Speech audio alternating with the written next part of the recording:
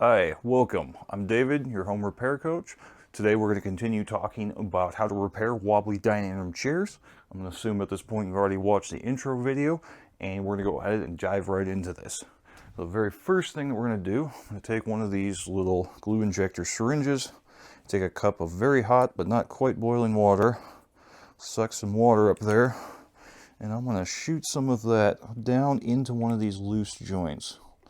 And the reason that we do that is because sometimes chairs are stuck together with hide glue. It's less common. You're going to see it more with older chairs, maybe higher end pieces. It's really nice when they do that though, because it will respond mostly to the heat, a little bit to the water, and that glue, that hide glue, will actually get gooey and soften up and makes it a lot easier to come apart. We also want to know that because when you put it back together, if you have hide glue, you could put a new hide glue on that, you reconstitute it, get it sticky again, and push it back together. Most of the time, what we have, I was thinking of going into this later, but maybe we should just say that now. Most of the time what you're running into is PVA wood glue. Polyvinyl acetate, I think, is just your basic kind of white yellow glue in a squeeze bottle. And it's a little different than the Elmer's Craft stuff, but it looks pretty similar. The bottles are similar. Tight Bond is a real common one. I use that all the time. It's great glue for all kinds of stuff. Its one drawback though is that once you glued stuff with it and that joint fails, you can't really effectively re-glue that stuff. You can scrape some of it off, sand it a little bit, you'll get some stick, but it's never going to be the same. Odds are, even with a full rebuild, this chair is going to be popping back apart in another year or two if you try using wood glue over old wood glue. So that pretty much leaves you, if you have the wood glue, you pretty much have to get epoxy. And I usually am using, well, what I've got here, I should say, I'll pretty much all do West Systems now for this type of stuff. I've got the standard 105 epoxy resin, 206 slow hardener. I like the 206 because it gives me a good, I think it's 45 minutes of time. More than we need for these, but I do use it for other things as well. So I'll use it for like butcher blocks. I'm doing a really big butcher block. Sometimes like the working time on that PVA glue, it'll start setting up before I can do the whole assembly. So I'll use this. Sometimes I'll have cases where I've cut curved pieces out of curved pieces in 3/4 plywood, and I'm laying another piece of plywood over that to make like a curved headboard, and your wood glue is not going to bond well to the edges of the plywood. So cases like that, in addition to these kind of repair things. The downside to that though is that there are I think it was about $100 for that kit, for that jug of resin and the hardener and the pumps. And you do need the pumps because it's not a 1-to-1 ratio. You do a full pump of each onto a paper plate or cup or whatever, and that's the right mixing ratio. So it is a little expensive. You can also get pouches for that. They give you a 6-pack, but as far as I've been able to see, you can only get the pouches with the 105 resin and the 105 hardener. And that gives you, it's supposed to be about 10 minutes. In my experience, it's been closer to about 15, 20 minutes. So 10 is enough to get a simple chair like this together, but it's not always a ton, especially if things start getting squirrely partway through. 15 or 20 is a bit to work with.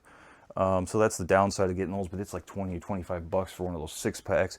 You can also get, even if you have a set of 6 chairs, you can get 2 of the 6-packs. So you got some to spare. You can always, clamp the chairs up in 2 separate stages. If you're doing this for the first time, you might not have too many clamps to do too many at a time anyway. Or you can always try clamp, buy 1 6-pack, clamp as much as you can. If you realize that you're not, 1 pack is going to harden before you get a whole chair done, you order some more. So that's my go-to. West Systems. I like the 206, but the 105 resin, the 206 and the jugs is usually my go-to. But the 105 205 is good as well for a little less money. I'll throw some links in there.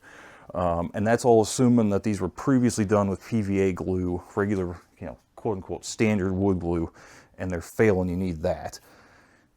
If we do this phase and it starts getting gooey, then we know that's hide glue, and that's a little bit of a different case.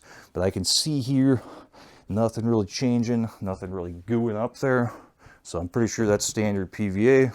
We'll go ahead and treat it like that for disassembly, and then in the future I'll show you how to do the reassembly on this chair with the epoxy. And at some point in the future we'll have to find a good case study to do this, do a chair or a set of chairs with the PVA glue, or with the hide glue, sorry. Well, in the future we'll find something with the hide glue so that we can kind of show you guys how to do that. But this is going to be the most common one anyway, so we won't worry about the hide glue right now.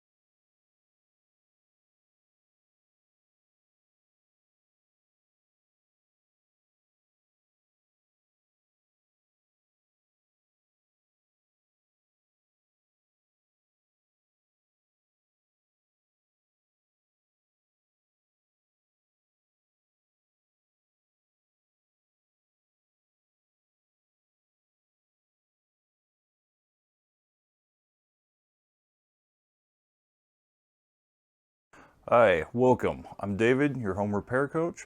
Today we're going to continue talking about how to repair wobbly dining room chairs. I'm going to assume at this point you've already watched the intro video, and we're going to go ahead and dive right into this. If this was helpful, please like and subscribe so I know to keep making more of these. I am David, your home repair coach. Thank you for watching. We will see you on the next one.